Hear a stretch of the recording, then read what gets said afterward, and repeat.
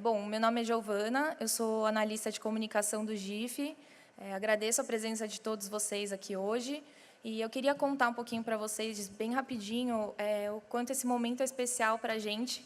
Essa mesa ela faz parte de um bloco inteiro de comunicação aqui no Congresso. E todas as mesas estão dedicadas a falar de temas super atuais e relevantes e trazem a comunicação como estratégica dentro das organizações. Então, para a gente é um indicador muito bom de como a comunicação tem crescido, se fortalecido e vem se fortalecendo ainda nos últimos anos aqui no setor, né? Bom, além disso, também a gente lançou hoje a Rede Narrativas, que é uma rede de comunicação de causas, que nasceu a partir de 9 organizações idealizadoras. E, para a gente, uma comunicação que engaja, uma comunicação que mobiliza, ela é um dos caminhos para a transformação social. Então, eu, como um dos membros da rede, eu deixo aqui meu convite para vocês que quiserem fazer parte, quiserem saber mais. Eu fico super à disposição para tirar dúvidas e tudo mais depois da mesa. E entrem no site também, que é narrativas.org.br. Foi lançado hoje também, então está super completinho. Bom, a gente está aqui hoje com os palestrantes Pedro Teles, da Omidyar Network, a Ana Freitas, da FGV, e o Leonardo Sakamoto, da Repórter Brasil. E agora eu vou... Obrigada também pela presença de todos, sejam bem-vindos. E eu vou passar a voz para o Pedro, que vai mediar a mesa mídia, fake news e os riscos à democracia. Obrigada.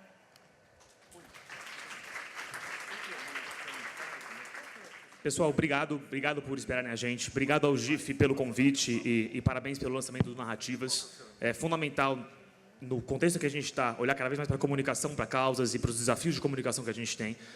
E acho que não tem, talvez, tema mais polêmico nessa frente do que o tema de fake news, de desinformação mais amplamente, e como isso se relaciona com democracia e com as causas que a gente defende.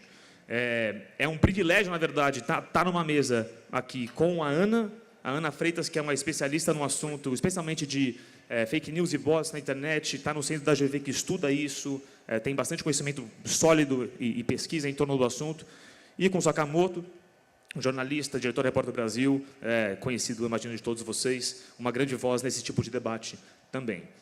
Eu sou Pedro Teles, eu sou da Omidyar Network.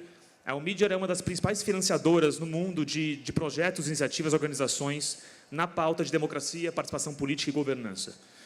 A Omidyar, ano passado, em abril do ano passado, se comprometeu a dedicar 100 milhões de dólares a apoio a projetos e iniciativas no tema de fake news, desinformação e discurso de ódio.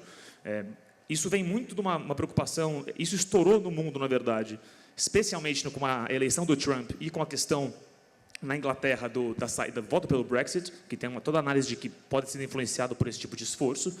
Isso, na verdade, são coisas mais antigas do que isso, é super comum, como várias outras causas, quando vira um problema nos Estados Unidos, na Europa, que bomba no mundo. Mas, na verdade, isso já vem de mais alguns anos, tem eleições na África, eleições na Ásia, anteriores a isso, em que isso já foi uma questão, inclusive via WhatsApp, etc. Mas agora isso disparou.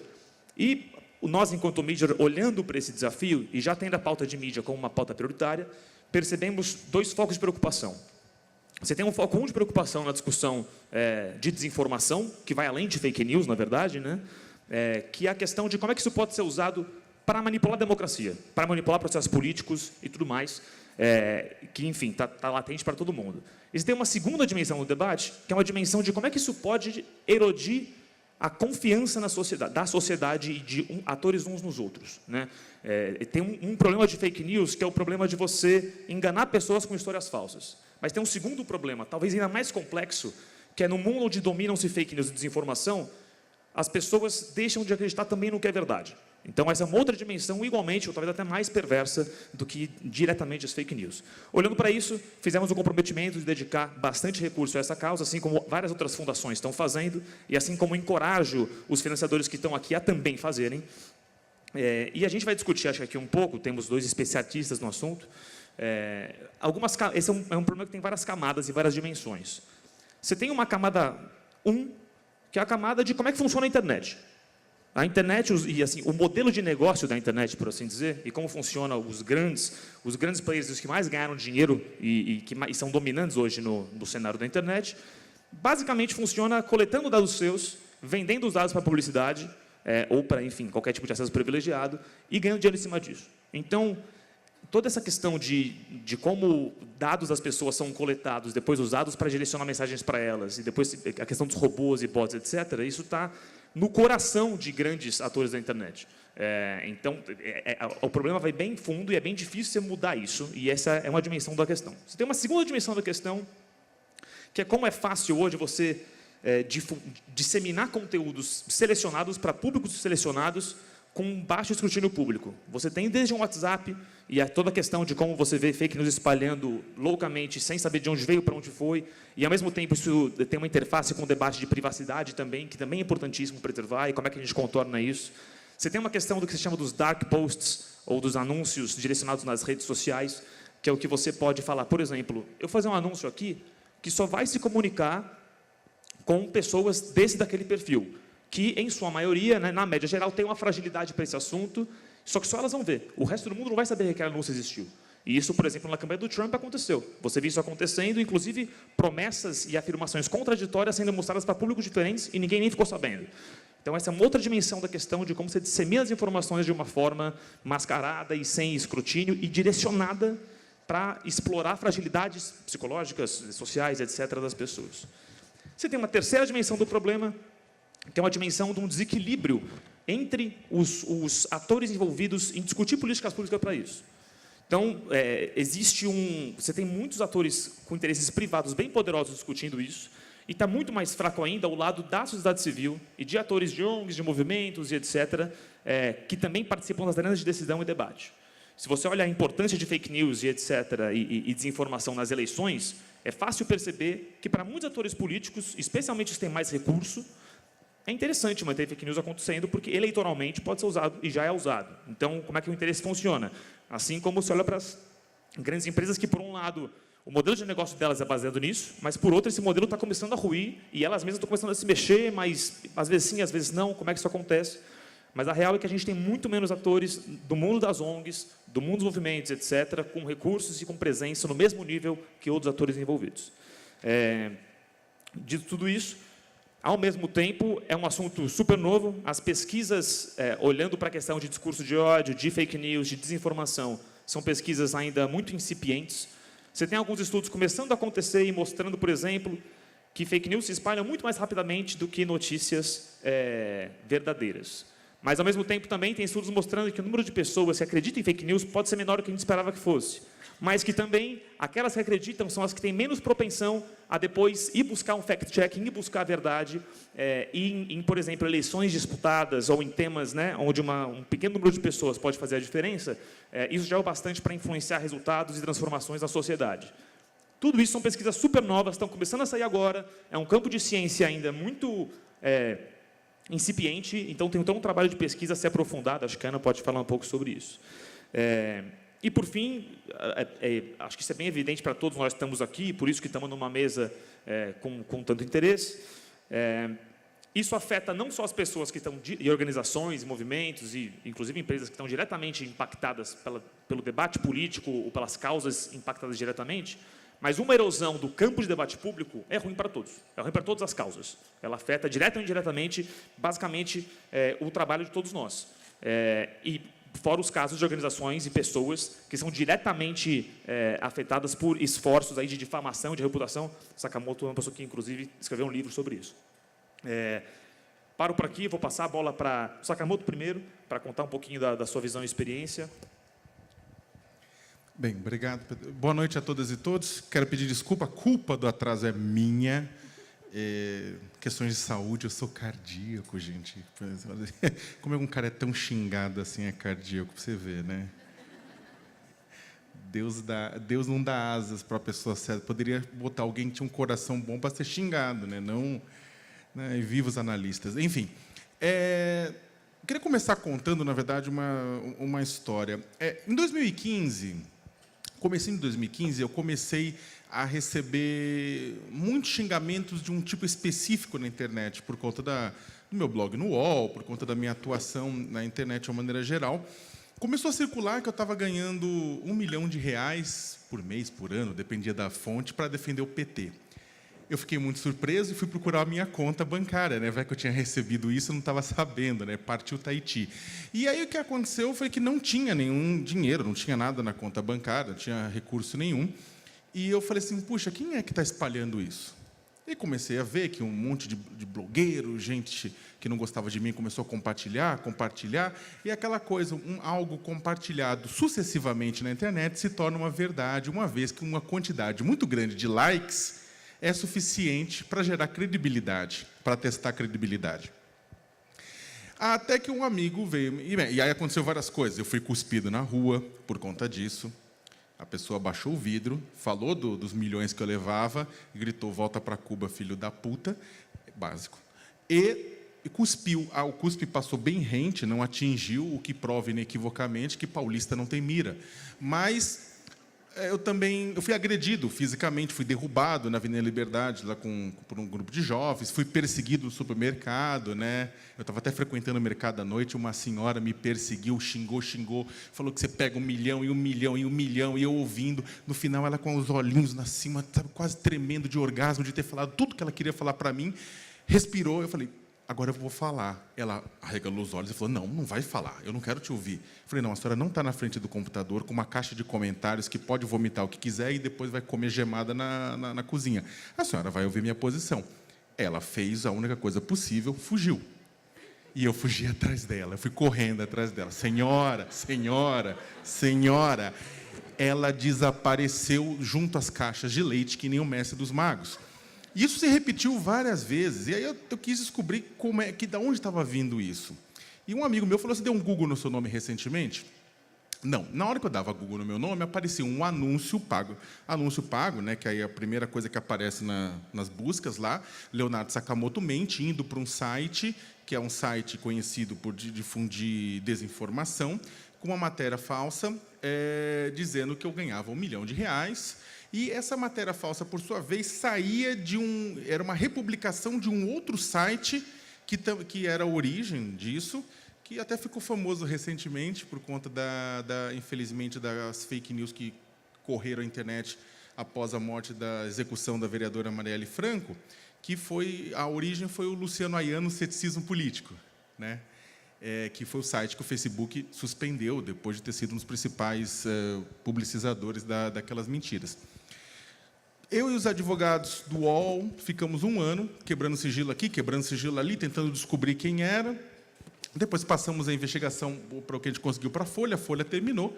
Quão grande foi a surpresa quando surpresa das pessoas, quando saiu o título da matéria na Folha, papéis indicam que JBS Friboi pagou o anúncio para difamar Leonardo Sakamoto. Tem alguém, se tiver alguém do Friboi aqui, desculpa, tá? Nada pessoal. Vocês que fizeram contra mim, nada mais contra vocês. Mas, enfim, o que está querendo mostrar? Todo mundo ficou surpreso, porque falou, poxa, mas isso era uma notícia falsa que não surgiu sem querer. Houve todo um processo, uma orquestração, um pagamento para que isso corresse nas redes. Para o quê? Provavelmente, apesar da empresa ter negado, falou, não, a gente não sabe o que aconteceu, apesar de estar lá no registro do Google, JBS, Friboi, e tem empresas de marketing digital ter sido contratadas para fazer circular aquilo. Eles negaram, mas o pessoal desconfiou, que falou, olha, a ONG, a Repórter Brasil, a qual eu coordeno, ela é especializada em direitos trabalhistas e socioambientais, rastrear questões de cadeia produtiva de trabalho escravo, analisar impactos socioambientais, inclusive da pecuária bovina, tentando ajudar, inclusive, o sistema econômico a melhorar. A gente, durante anos, tocamos um pacto, junto com a OIT e o Instituto Etos, que era o Pacto pela Erradicação do Trabalho Escravo, e é claro que você, de vez em quando, deixa muita gente insatisfeita, como alguns frigoríficos, né? E o pessoal achou que tinha uma relação de causa e efeito nesse processo. Assim como aconteceu com a Repórter Brasil, pode ter acontecido com as organizações de muitos de vocês, pode ter acontecido com as empresas de muitos de vocês.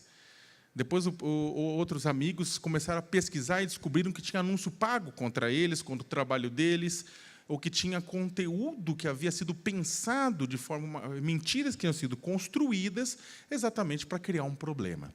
Ou seja, isso acabou alertando uma grande gama de pessoas que não fazia ideia, que acha que as notícias falsas são um problema de terceiros e nunca do nosso trabalho.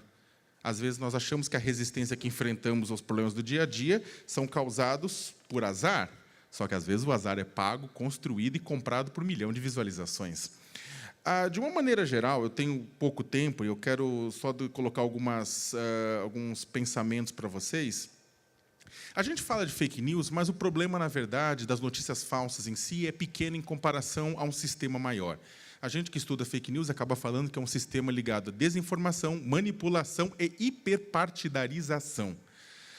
Inclusive, as notícias falsas mesmo, são mais fáceis de ser detectadas. Você olha, isso aqui é claramente falso. Tudo bem, nem tudo, né? Tem gente que acreditou que a Pablo Vittar ia começar um programa na Globo com crianças trans, chamados Pablets, que iria ensinar as crianças do Brasil a serem trans. Foi uma das notícias mais compartilhadas na semana, naquela semana que isso apareceu. Então, mas, de qualquer maneira, o que é falso mesmo, é pequeno em comparação ao sistema, no conteúdos que são exagerados, partidarizados, manipulados para cair mais fácil, mais redondo. Muitas vezes utilizam-se o que a gente chama de sanduíche de verdade.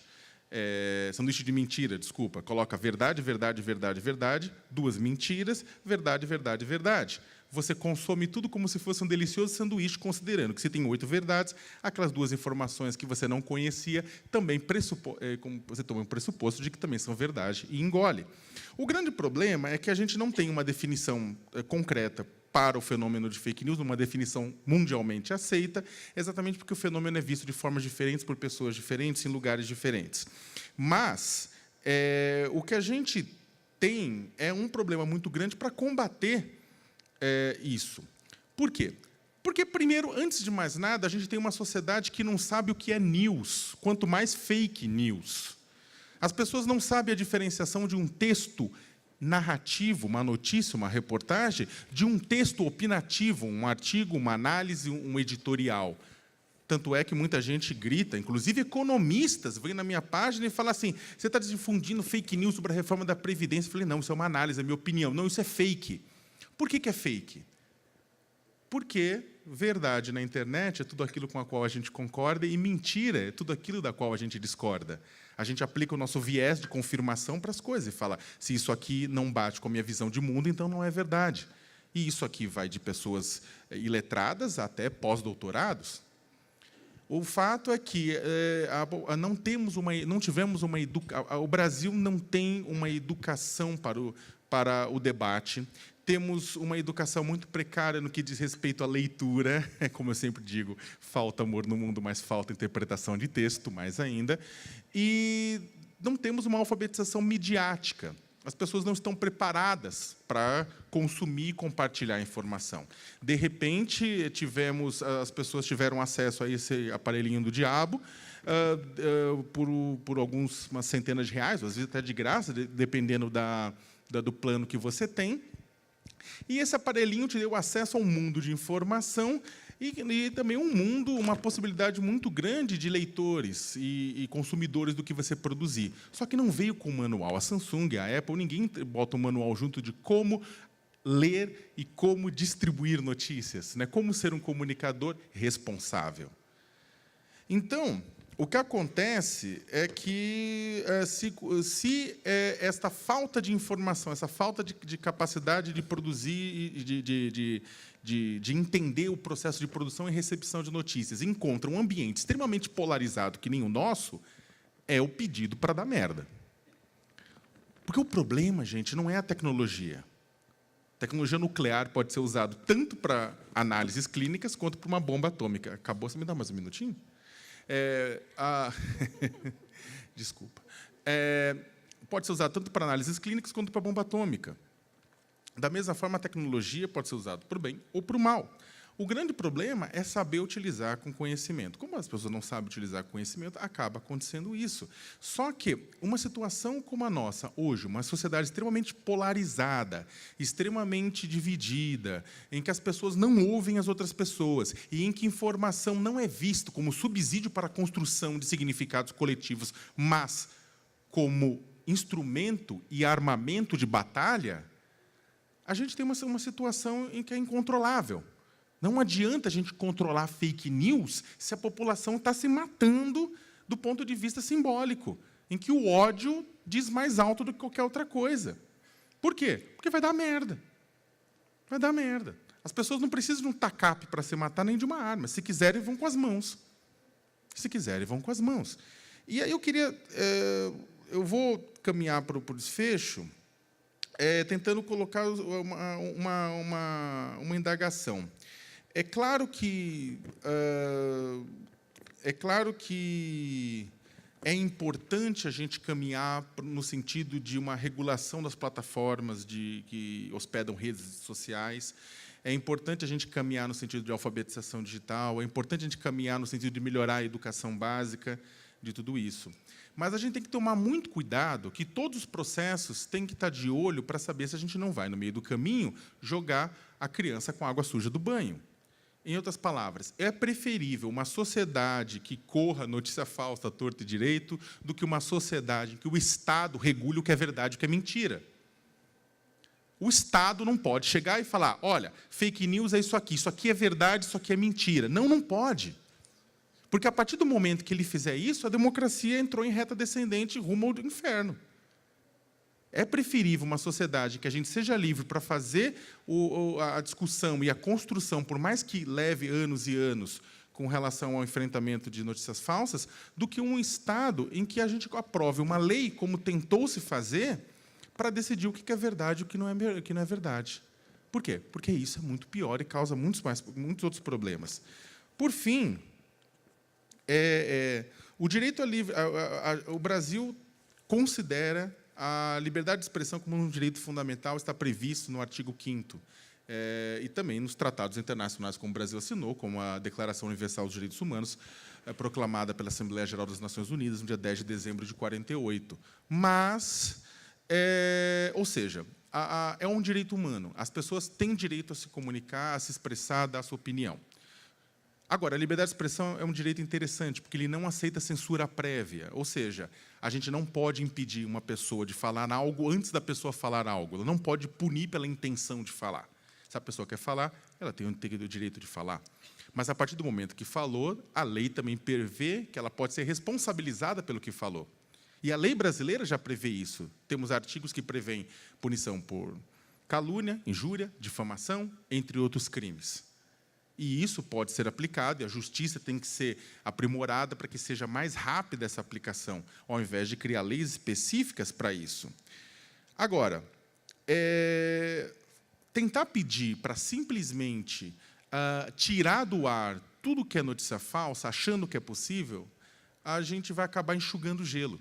São mais de 200 notícias falsas que entram diariamente no sistema no Brasil. E aí? O que vai fazer? Vai ficar tirando tudo? Com todo o respeito, as agências de checagem, as plataformas de checagem fazem um trabalho incrível, mas elas também não são capazes de checar tudo. Então, sim, a gente vai ter que atacar não só a consequência, mas a causa. Reduzir a ultrapolarização na sociedade, melhorar e ampliar os espaços de desenvolvimento de empatia, aumentar a pluralidade nas timelines, alfabetizar para a mídia e ampliar os núcleos e os projetos que criam, que amplificam os diálogos entre os mais jovens. Esta é a única saída possível, respeitando a democracia. Obrigado. Desculpa, extrapolei uns 4 minutos. Obrigado, Sakamoto. Acho que esse seu último ponto de que não é só tecnologia é crucial. Que os escândalos que estão vindo na mídia agora, você fala muito de algoritmo, você fala muito de como os dados das pessoas são vendidos. Essa é uma dimensão fundamental, mas tem uma dimensão da psicologia, tem uma dimensão da economia comportamental, tem uma dimensão da política, que são todas partes dessa equação. Antes de passar para a Ana, queria dizer que essas cadeiras não estão vazias à toa. A nossa ideia é fazer um debate participativo, e depois da fala da Ana... Desculpe. Depois da fala da Ana, a partir de agora, se quiserem vir já, vocês da plateia podem vir aqui, se sentar, e depois da fala da Ana, teremos participação e falas de vocês aqui também, contribuindo com reflexões, com perguntas, etc. 3 minutos para cada pessoa falar. E a ideia é a gente fazer um bate-bola também com quem está por aí, fazer uma coisa um pouco mais participativa. E o tema é tão quente que é um tema que a gente quer, de fato, ouvir vocês, e não só ficar aqui falando. Então, por favor, primeiros voluntários, Com coragem, aproximem-se, para logo depois da Ana. Ana, você tem uma experiência de linha de frente nessa questão, você está monitorando esse tipo de debate, essas distorções, etc. Conta para a gente um pouquinho da sua história. Boa noite, pessoal. Eu trabalho na Diretoria de Análise de Política Pública da Fundação Getúlio Vargas, no Rio, que é um departamento da Fundação que não é necessariamente ligado a uma escola acadêmica. Na verdade, a gente faz pesquisa aplicada e monitoramento de rede social, do debate que envolve política pública em rede social. Pelo menos desde 2012, a gente tem ferramentas desenvolvidas de monitoramento público desses debates sobre temas de saúde, educação, segurança pública, e que monitoram em tempo real um volume enorme de dados, e isso está disponível no nosso site em tempo real. Então, você pode consultar, desde 2012 para cá, uma evolução de debate gigantesco. Mas, então, por que a gente começou a se preocupar um pouco mais com o processo de desinformação? Né? A gente passou a observar que, nesses monitoramentos, aparecia muita interferência ilegítima, digamos assim, de perfis automatizados, de contas que estavam ali manipulando o debate de alguma maneira, inflando o debate, ou criando tópicos que não eram espontâneos da sociedade, são contas automatizadas. Né? Então, a gente começou a fazer um estudo já há um tempo considerável sobre essa interferência dessas contas que a gente chama de robôs. E, em 2017, no meio do ano passado, a gente divulgou o primeiro estudo, que foi, na verdade, um esforço de metodologia de identificação dos robôs nesse debate nas redes sociais. E a gente pegou 5 estudos de caso para observar casos de grande repercussão no debate público, que a gente já tinha os dados monitorados, que foram as eleições de 2014, eleições de 2016 em São Paulo, municipais de São Paulo, reforma trabalhista no ano passado, greve geral, está me faltando um agora, não, e votação do impeachment. Nesses 5 debates, em todos, a gente encontrou interferência de robôs. Na eleição de 2014, por exemplo, chegou uma média geral, durante o debate do segundo turno, televisionado pela Rede Globo, uma interferência de cerca de 10% do debate que ocorria no Twitter, naquele momento, era debate impulsionado por contas automatizadas. E, no geral, em campos diferentes ali. Isso não quer dizer e não faz parte do nosso esforço identificar se foi o candidato que comprou o robô, se foi o candidato que impulsionou. Quem fez isso naquele momento não era importante. A gente queria saber o que do debate está sendo ilegítimo. Depois disso, agora, em março desse ano, a gente tentou andar um pouco mais com esse estudo e fazer uma análise mais de padrão comportamental desses robôs. A gente pegou justamente o caso das eleições de 2014, porque a gente tinha um volume enorme de dados, e a gente conseguiu encontrar ali uma outra questão, que era redes de robôs que atuavam em conjunto, e aí você consegue maximizar ainda mais o impacto daquela informação que você está gerando. Né? Então, a gente conseguiu identificar uma média de entre 500 em um grupo político e 700 no outro, que são contas que se retweetam ou retweetam a mesma informação no mesmo momento. Só para vocês terem uma ideia, assim, metodologicamente, o que a gente chama de robô são contas que, primeiro, a gente avalia se elas foram geradas a partir de uma plataforma automatizada, e a primeira linha de corte seria essa, e um segundo filtro é se elas têm um padrão desumano de publicação. Por exemplo, publicam mais de um tweet no intervalo inferior a 1 segundo. Então, isso já mostra... Eu até anotei os dados, porque sempre me foge os números exatos, mas nas eleições de 2014 foram 10%, na votação do impeachment foi cerca de 10% do debate manipulado por robô. No espectro político, na verdade, no espectro social, que estava na rede social debatendo contra o impeachment, esse volume foi ainda maior, foi de 20%. Nas eleições municipais de São Paulo, foram 10% de interferência. Na greve geral do ano passado, 20%. Na reforma trabalhista, o volume foi mais baixo, foi em torno de 2%. A reforma não teve também uma expressividade no dia da votação em volume tão grande assim.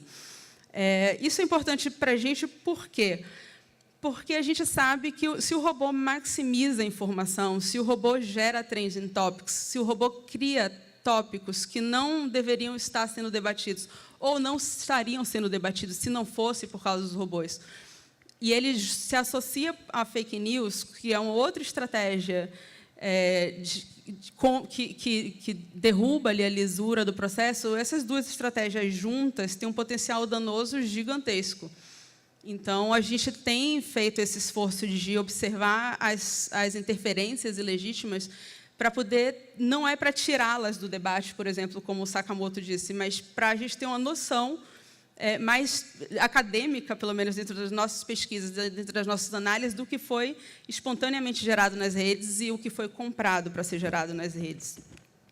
Então, chegando num caso mais próximo, e já entrando na questão da fake news, porque isso tem sido uma metodologia que a gente tem aprimorado, a DAP tem uma equipe multidisciplinar que envolve linguistas, analistas de dados, matemáticos, estatísticos, programadores, que tudo isso somado faz uma análise de rede que ela tem um grau de complexidade metodológico que consegue abarcar as exigências acadêmicas também para a gente falar sobre essa legitimidade do debate.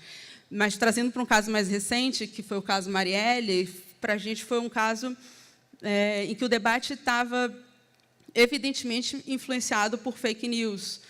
Eu tentei fazer um resumo aqui da linha dos primeiros 4 dias após a execução da Marielle. No dia 14, que foi o dia da execução, ao dia 18, que foi o domingo, foram 2.140.000 menções só no Twitter sobre a questão da Marielle. Mas, para ter um efeito comparativo, no dia da votação do impeachment foi 1.500.000. No caso da Marielle, nas primeiras, mais ou menos, 30, 40 horas, a gente já tinha mais de 1 milhão de menções, 5% delas eram impulsionadas por robô. E aí, na noite de quinta-feira, já começou a circular as primeiras informações via WhatsApp, que a gente não monitora, porque o WhatsApp, até o momento, é onde realmente circula a origem da fake news. E a fake news que não se monitora, a gente não fala, mas grupos de família são uma verdadeira tragédia em termos de informação.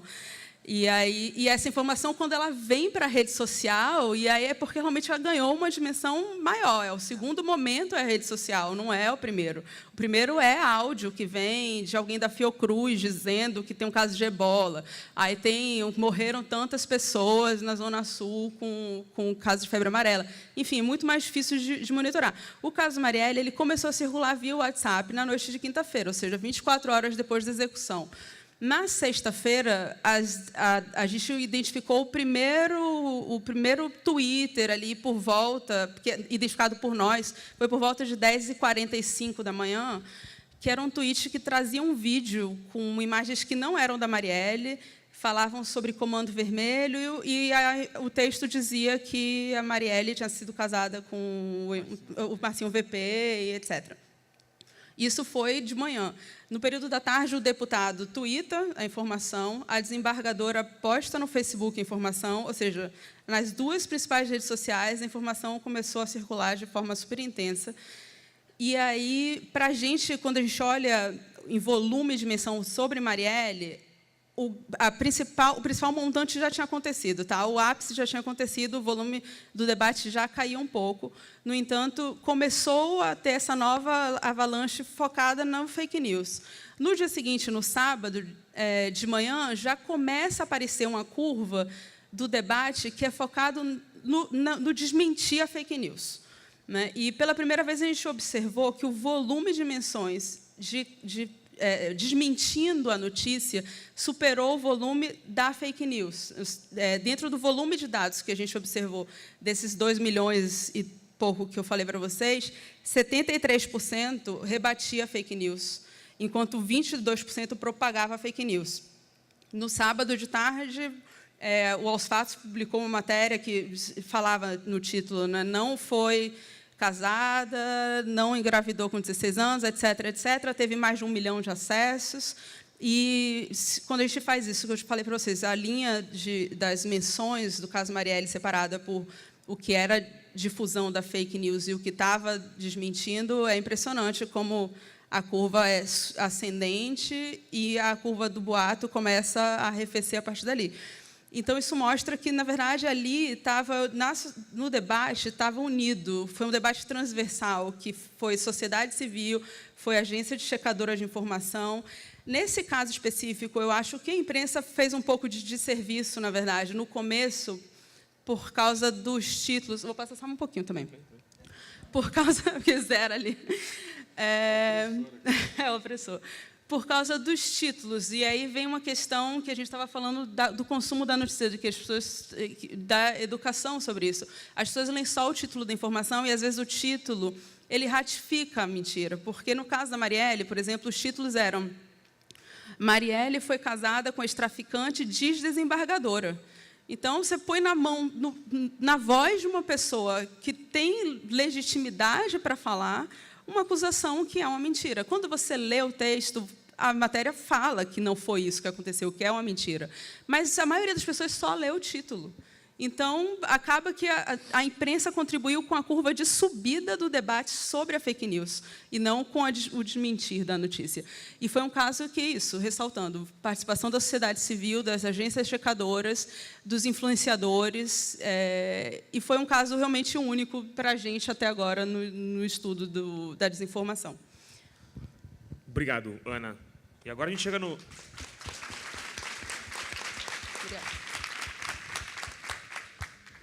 Obrigado. A gente chega no momento agora em que vocês vêm com a gente aqui participar e ajudar a partilhar reflexões, ideias e tudo mais. A ideia, basicamente, só para repetir, é que sejam falas de 3 minutos, 2 pessoas sentam aqui na cadeira, faz uma fala de 3 minutos, faz uma pergunta, uma reflexão, aí depois sai da cadeira para abrir espaço para outra pessoa sentar, e a gente faz essa rodada por algum tempo, com o pessoal que também respondendo. Se alguém tiver coragem de começar esse grande fluxo, que sempre é legal quando funciona, por favor. Enquanto ninguém toma coragem, fazer uma... Vem, só vem e senta aqui, não precisa pedir. Muito bem, obrigado. Palmas para as outras pessoas que estão aí. Enquanto eles se acomodam, tem um ponto interessante também desse debate dos robôs em especial, que, como em algumas dimensões, a gente um pouco já perdeu, as máquinas já estão mais avançadas que a gente, não naquele sentido... Senador do futuro, que tem aquele robô que vem e te mata na rua e etc., mas no sentido de que estamos criando tecnologias cujas consequências não foram do nosso controle, né? Hoje o Zuckerberg, o CEO do Facebook, deu uma entrevista, porque ontem o Facebook revelou que o número de dados, de pessoas cujos dados foram vazados naquele escândalo da eleição americana, não era 50 milhões de pessoas, era talvez até 87 milhões de pessoas. Era mais gente ainda. E, na sequência, ele foi dar uma conferência de imprensa sobre esse assunto. Nessa conferência, ele falou, olha, o Facebook agora tem 2 desafios. O primeiro desafio é domar a plataforma. O segundo é garantir que ela não vai ser usada para fins políticos, de distorção da democracia. Essa fala dele é muito simbólica, no sentido de que é isso. Perdeu-se o controle da plataforma, dessa e de outras também. Estamos percebendo que as potências dela vão além do que a gente imaginava quando o PASSO concebeu, e temos que correr atrás disso agora. Mas passo a bola para vocês, por favor, se puderem se apresentar. Olá, meu nome é Lucimara Letelier, eu sou do Museu Vivo, que é uma rede colaborativa que atua na área de museus e sustentabilidade e na área de cultura. Mas eu trago aqui uma reflexão para além da área da cultura, eu acho que a gente pode falar também da cultura, que eu queria entender uma reflexão de vocês, como é que se dá a capacidade de resposta diante de um processo de reconhecimento do fake news por uma instituição que está sendo, de alguma maneira, ameaçada por aquela percepção pública indesejada. Então, a gente acaba de vir de um debate agora de organizações da sociedade civil, que tem toda uma dificuldade de capacitação técnica, que a gente sabe historicamente, e tecnologia fundamental, linguagem digital é fundamental para reagir rapidamente. Então, o que eu trago aqui é qual é a nossa capacidade, como organização da sociedade civil, como organização de cultura, ou como organização de qualquer natureza, de educação, de todas as áreas, diante de uma demanda de fake news, reagir rapidamente. Qual é a nossa capacidade operacional de responder, por um lado, não só da tecnologia, mas das redes que essas instituições pré-mobilizam para, num momento como esse, elas serem capazes de ativar para ter uma resposta da verdade. Então, trazendo aqui, claro, tem um exemplo clássico aí forte, né, do processo que a gente está vivendo na área de cultura, de todo o conservadorismo, né, que vai contra até o lugar que a cultura tem, de defender esse ativismo social, de reflexão e de consciência, e que está sendo muito atacado por fake news. Né? E uma das situações que a gente viveu recentemente com o próprio caso do MAN, que ficou muito emblemático, né? Que houve um caso de uma representação artística com um caso de nudez, que foi atacado de pedofilia, e em poucos dias você tinha lá diante do museu um número de pessoas muito expressivo pedindo o fechamento do museu. Assim como esse, a gente tem tido vários outros casos. Mas qual é a capacidade de reação de uma instituição como essa? Ficou muito claro ali uma capacidade difícil de resposta, de trazer qual é a verdade dos fatos e qual é a capacidade de mobilização de uma sociedade civil ali em defesa da verdade. Então, o que eu queria trazer como reflexão é, dentro desse congresso, dentro dessa reflexão, o quanto que a gente está apto, o que falta para a gente conseguir reagir a um processo de fake news, para não ter um damage aí de toda uma percepção pública em cima de instituições sérias. É isso.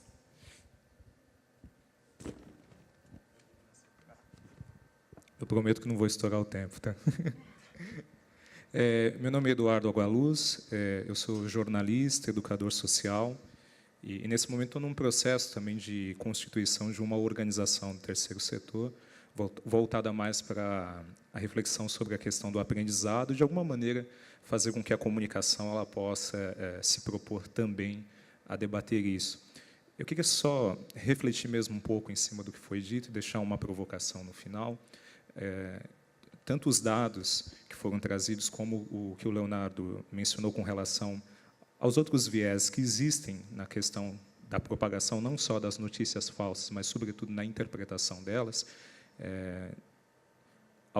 Uma dessas preocupações que sempre me vem é essa questão mesmo do bojo da sociedade. A gente sabe do nível de baixo letramento que existe entre as pessoas, e acho que até além do letramento, da própria cultura escrita, enfim, essa percepção que a gente tem, que a gente chama de leitores scanners, aqueles que só passam o olho na notícia, e eu concordo que é um desserviço quando você, de certa forma, induz. Existe uma questão também de opressão social, e eu acho que a mídia, de um modo geral, sobretudo os grandes conglomerados, eles, de fato, prestam um desserviço, quando a gente entende que uma boa parcela da população ela tem em si essa opressão, quando você diz uma desembargadora é uma pessoa que, em tese, tem legitimidade. E as pessoas enxergam dessa maneira mesmo. Elas mesmas não conseguem perceber que, no discurso delas, na fala delas, no depoimento delas, elas, como pessoas, dependendo da camada social, também têm legitimidade, e necessariamente um desembargador, ou alguém que ocupa um determinado cargo político, técnico ou mesmo empresarial, eventualmente pode ser que não tenha essa legitimidade, ou que essa legitimidade pode ser questionada, como em qualquer outra reflexão. Partindo desse princípio, e entendendo que não só a internet, mas toda essa relação de tecnologia veio para ficar, você mencionou os bots, mas a gente vê até casos que são os considerados ciborgues, que já são pessoas que são contratadas para simular essas relações. Como você disse, em questão de menos de um segundo, você consegue identificar que é um sistema operacional, um algoritmo. Mas e quando você tem situações em que há uma relação aparentemente normal, né? Então, você já tem essa coisa híbrida que é a máquina e o ser humano. Fecho com essa reflexão e deixo uma provocação, na verdade, Leonardo, Érica e todos. Teremos eleições? E, se tivermos, serão limpas? Vamos passar a bola para cá de volta. E aí, se a gente puder trocar as pessoas que estão sentadas nesse tempo. Obrigado pela participação.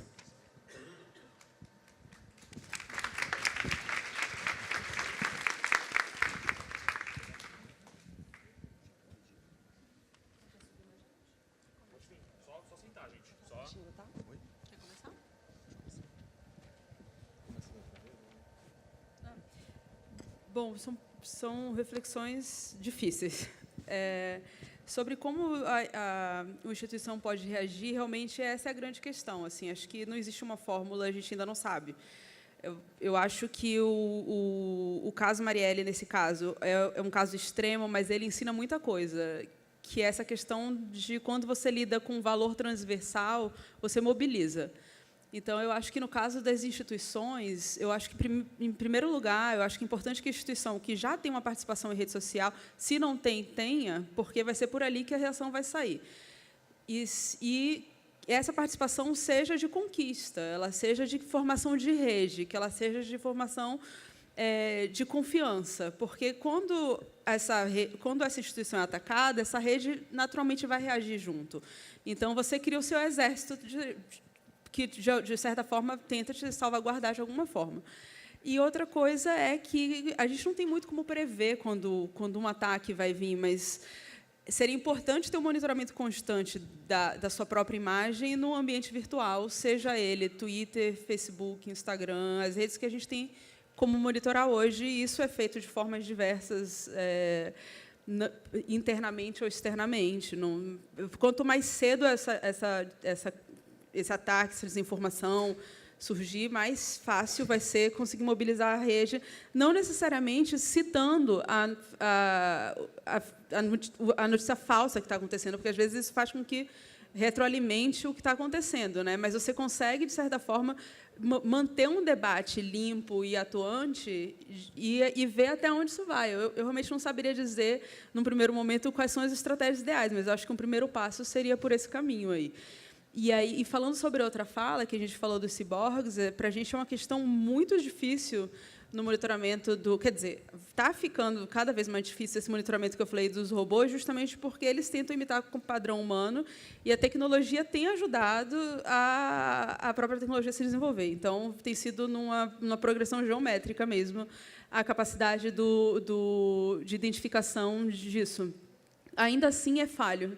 E a gente ganha nessa falha. É na falha que a gente identifica, que a gente consegue pegar mesmo.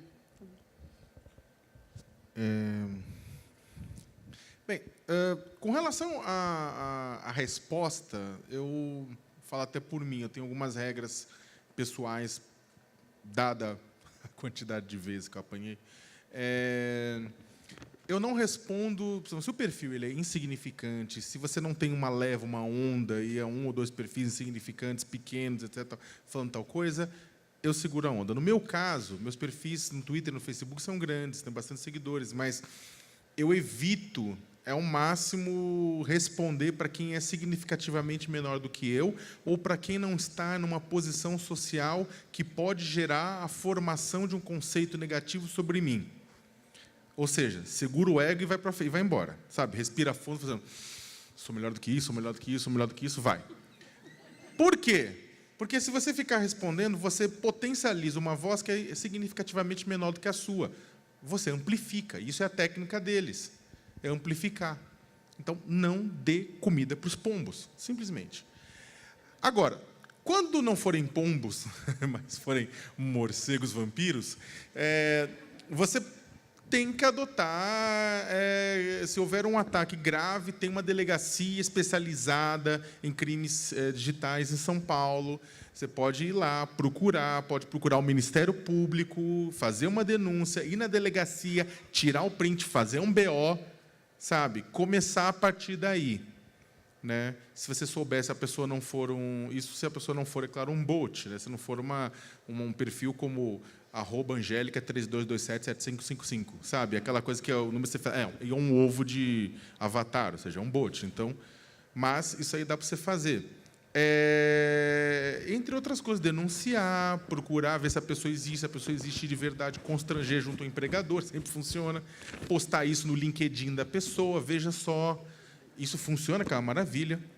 O Jean Willis estava fazendo isso sistematicamente, começou a postar isso e as pessoas começaram a pedir desculpa, e ele falou, não basta pedir desculpa, posta na sua timeline que você estava errado e manda para a gente o print. Aí eu tiro. Ou seja, eu sei que nem sempre dá certo, mas você tem que fazer essa contextualização. Agora, na verdade, na minha opinião, a gente tem que se preparar e criar, na verdade, atuar na rede de uma forma preventiva e não ficar indo atrás do varejo de ataque por ataque. A sociedade civil tinha que se juntar e qualificar o debate público, não aceitando, por exemplo, que milícias digitais, sejam elas, não importa a ideologia, fiquem atacando e fiquem criando pânico. Porque, na verdade, se você for ver o caso do MAN, ou mesmo do Queer Museum, mas mais do MAN, era uma milícia digital, não vou falar o nome, porque que nem a Globo não fala o nome de facção criminosa, eu não falo o nome de milícia digital. Então, é o seguinte, uma milícia digital que estava operando de uma forma extremamente violenta, hipócrita, porque, sinceramente, eles não concordam com aquilo, de forma a garantir uma disputa de poder na internet, aumentando o rebanho para as eleições. Então, a gente tem que atuar fora dos momentos de pânico, para qualificar o debate, para denunciar esse pessoal quando estão fazendo isso, porque se eles usam suas contas em redes sociais sistematicamente para provocar ódio, incitar violência contra terceiros, eles têm que ter alguma punição, inclusive, por conta das plataformas. E isso não é censura, como eu falei, não estou impedindo ninguém de falar, mas demanda-se responsabilidade pelo que se fala. E, por fim, a questão, rapidamente, desculpe, me alonguei, mas essa questão do letramento é fundamental. Agora, ele falou uma coisa muito legal, só para usar como gancho, do Marielle, o título da matéria, Marielle tem relação com Marcinho VP, diz desembargadora. E o diz desembargadora poderia ter sido mudado simplesmente por mente desembargadora. Vocês concordam? Pequenininho, cabia. Só que se você vai falar muitas vezes com os colegas da imprensa tradicional, eles vão falar o quê? Não, mas peraí, mente não, porque você está dando um juízo de valor. Hello, o jornalismo mudou de uma forma muito grande, nós não somos mais aquele pessoal que fica num tablado, sendo o ponto de intermediação entre a sociedade e o fato. A sociedade e o fato. Não, acabou. A função do jornalismo é diferente a partir do momento que todo mundo tem uma porcaria dessa e pode construir significados nas redes sociais. Nós temos também uma função de ajudar a interpretar, de ser curador e de analisar a construção de significados. Não adianta falar assim, estou aqui impávido, que nem um vestal olhando e não vou, eu vou ser imparcial. Eu falei assim, desculpa, você tem que sair dessa pretensa imparcialidade para poder ajudar o seu leitor a entender o que está acontecendo. Não estou criticando um caso ou outro, porque toda hora a gente faz isso também, e sem querer erra, né? E eu acho que é só erro, não é má fé nesse caso. Agora, a gente tem que melhorar a educação para a mídia, tem que melhorar a educação para o debate público, mas nós, jornalistas, temos que encontrar uma nova forma de nos comunicar num universo, num espaço em que nossa profissão torna-se cada vez mais necessária, mas também cada vez mais desnecessária. E eu somo a essa sua fala que nós, financiadores, temos que apoiar pessoas que estão buscando esse tipo de solução, que estão construindo as suas soluções, e etc.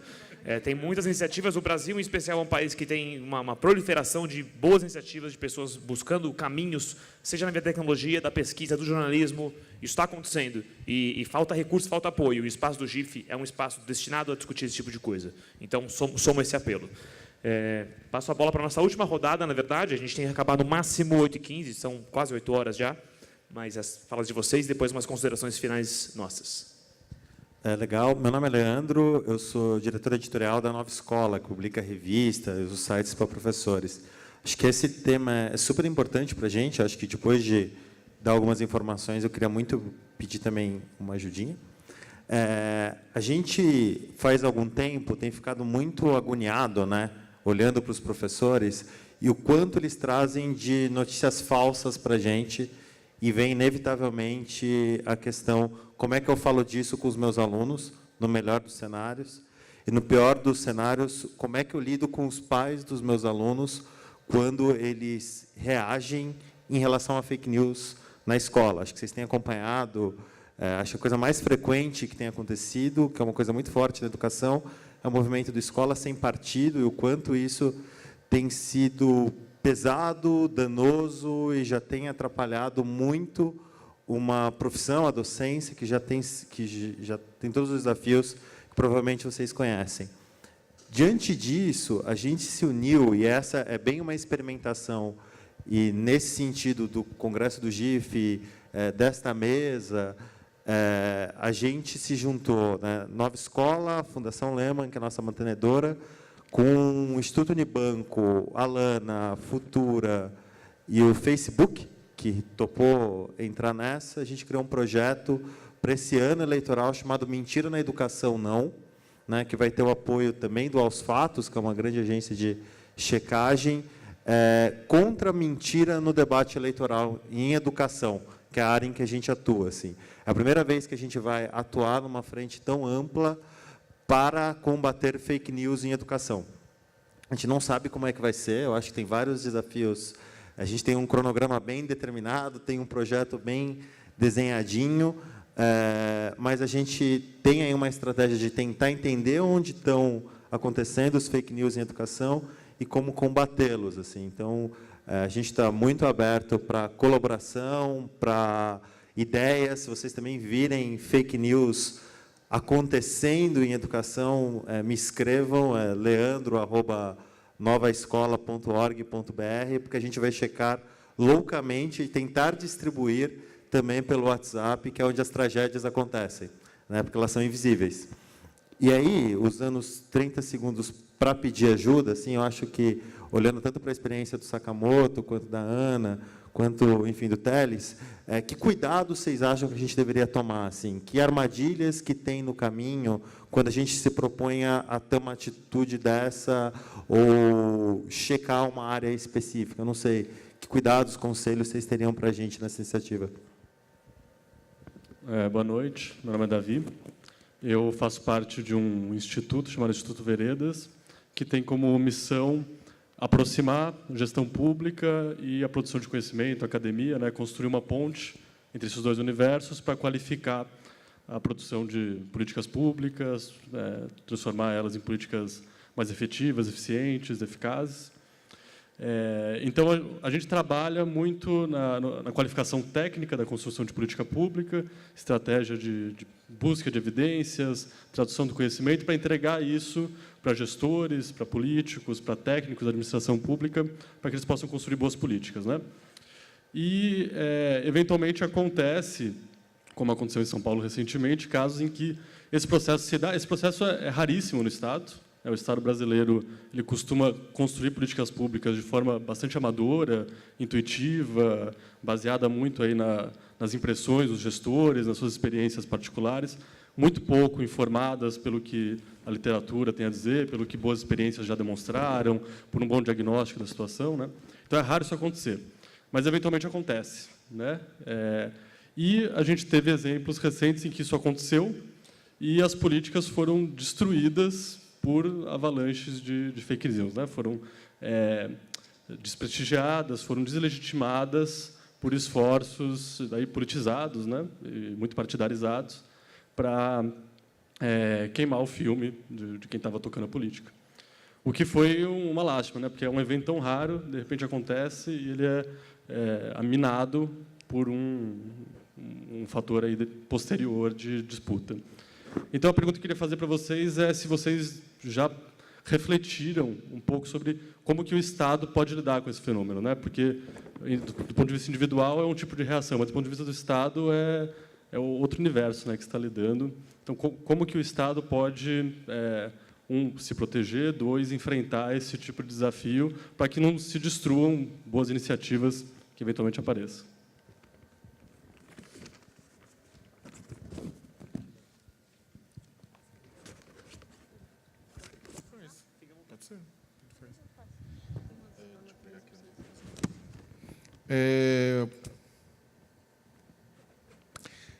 Eu saúdo a iniciativa que o Leandro trouxe, né? Eu acho importantíssimo, né, ter outras iniciativas sendo tocadas semelhantes. Eu acho que uma iniciativa assim voltada, ela é fundamental. Eu acho que a gente vai precisar atuar e sem pressa de resultados, porque, como vocês são do terceiro setor, vocês sabem que qualquer projeto de educação, os financiadores ouçam bem.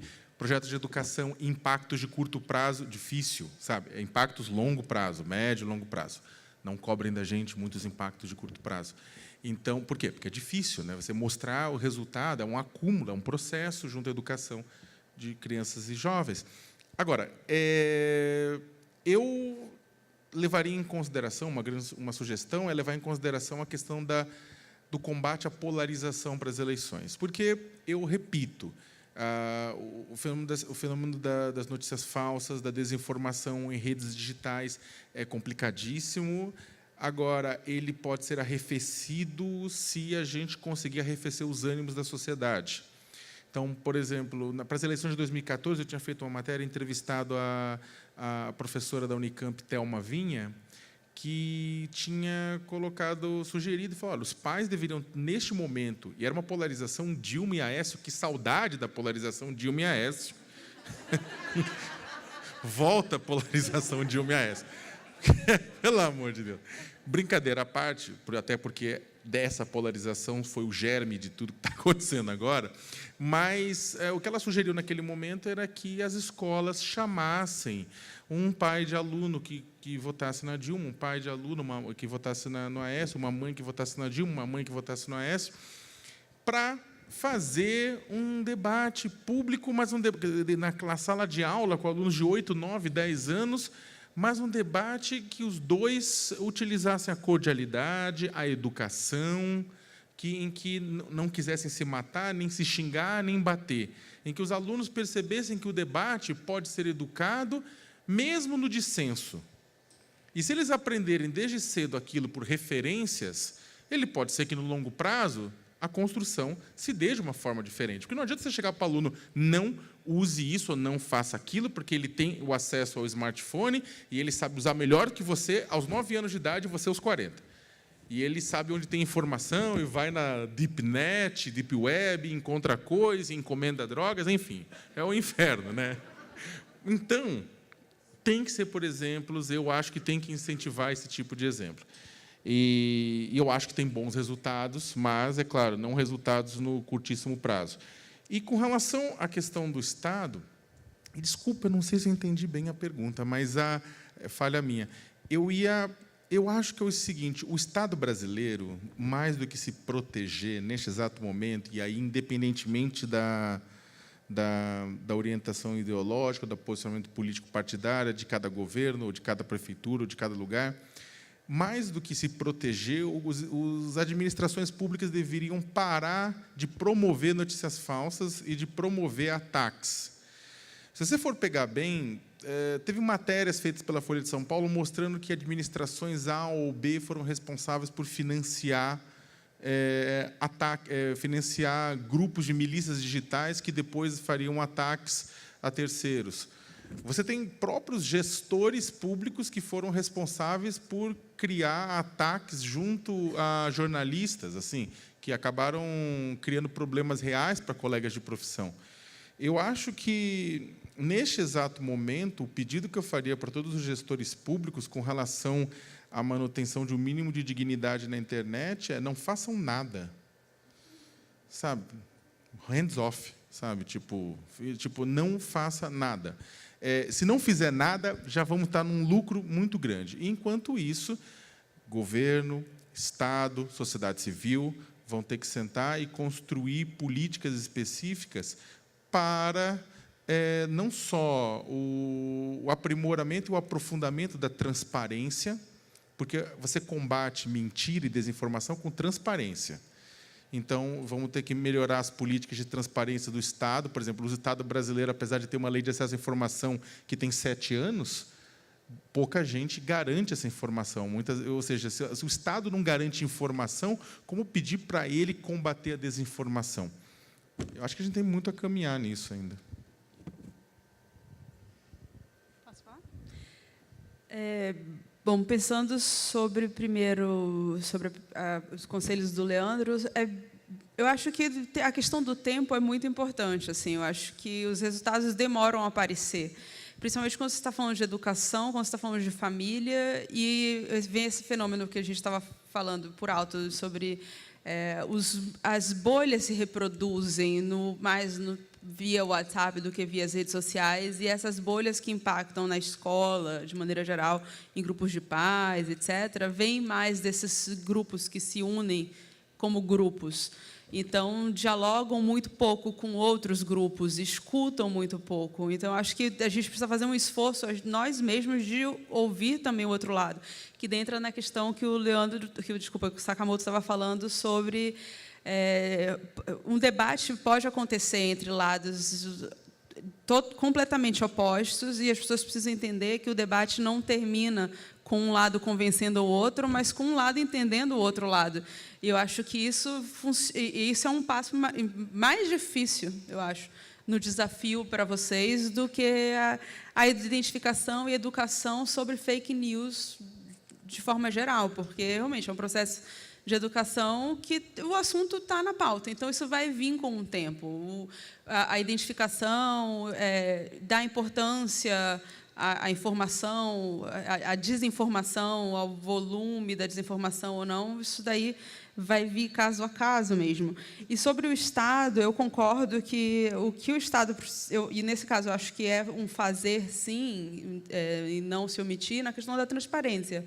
Porque se o Estado usa da milícia, das redes sociais, se o Estado usa de estratégias que vêm do campo político mesmo, né, anterior, porque, na verdade, o que a rede social faz, basicamente, é transferir para o ambiente digital uma coisa que já acontecia no ambiente real, de propagação de boatos, de difamação, isso tudo. Só que na rede social ela ganha uma repercussão gigantesca, ela derruba fronteiras, ela sai do seu estado local, do seu município, e vai para todos os lados. Eu acho que, quando o Estado se propõe a ter um processo de transparência digital, ele já contribui, ele já se arma, eventualmente, de alguns ataques, e ele também contribui para que o debate seja mais legítimo como um todo. Então, eu acho que identificação, quando eu estava falando de robô, que é o que eu estava falando especificamente, se você deixar claro que você está usando um robô, porque o robô ele não é só maléfico, o robô, às vezes, ele ajuda de alguma forma. E tem vários exemplos de robôs ótimos nas redes sociais, que geram conteúdos automáticos, mas são conteúdos que são legítimos também. Mas, se você deixa isso claro, que você está usando, é uma transparência básica ali. Então, você já confia no robô. É um outro passo, né? E eu acho que tem uma questão, e eu volto na questão de que, e isso serve para as duas discussões, das bolhas mesmo, de quando você consegue romper a bolha, porque não adianta a gente estar falando sobre como combater a fake news se o grupo que debate aquela fake news não deixa sequer a informação entrar, porque ele se retroalimenta, né, no debate, no fake, etc. Enfim, por aí. Eu acho que as respostas da Ana e do Sakamoto foram super completas já. Nos conselhos, eu adicionaria uma questão, como eu falei no começo. Essa é uma área sobre a qual a gente tem muito pouco conhecimento e ciência, enfim, do que funciona, né, no combate à fake news e à desinformação. Então, qualquer iniciativa, se ela puder ter métricas e formas claras de medir possíveis impactos, isso faz toda a diferença para essa própria iniciativa melhorar e para nós, como campo, aprendermos. Vou dar um exemplo. Tem um pessoal na Argentina, do Chequeado, que criou uma plataforma para ajudar a combater fake news no WhatsApp, que é a gênese de grande parte, né?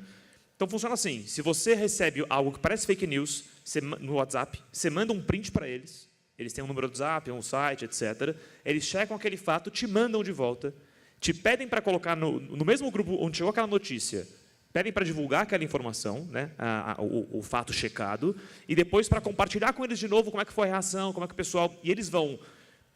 É claro que muita gente não responde, etc., mas dentro do que vem, já começa a aprender a partir disso o que funciona e o que não funciona. Também tem outras pessoas, em alguns países diferentes, que têm iniciativas que medem sucesso a partir de quanto que um político específico ou atores que estão tendo discursos checados, fatos checados, depois mudam de opinião porque foram desafiados e foi exposto ali que aquilo era uma mentira ou, enfim, uma inverdade. E medem isso e veem quais tipos de abordagem funcionam melhor. Qualquer métrica possível que vocês possam colocar para avaliar vai ajudar vocês mesmos e vai ajudar o campo como um todo, que a gente está ainda aprendendo. A gente está entendendo como isso funciona e aprendendo como criar soluções. E, por último, com relação ao papel do Estado aí, somaria o ponto de que temos que olhar para isso, e governo em especial, como um desafio realmente grande e de impactos democráticos profundos. A gente está falando de eleições de presidência, de eleições de saída da Europa, etc., potencialmente, de fato, influenciadas por notícias falsas, por robôs, por uso de dados, manipulação a partir de dados pessoais, etc. Não é pequeno a consequência, né? Uma consequência de rumo de nações, potencialmente. Colocar isso no nível de discussão pública que isso deve ter, e no nível de ação pública que isso deve ter também, e aí discutir com todo mundo, com toda a sociedade, né? É urgente. Obrigado, Ana, obrigado, Sakamoto, obrigado ao pessoal que veio aqui debater com a gente, e obrigado, GIF, e seguimos adiante.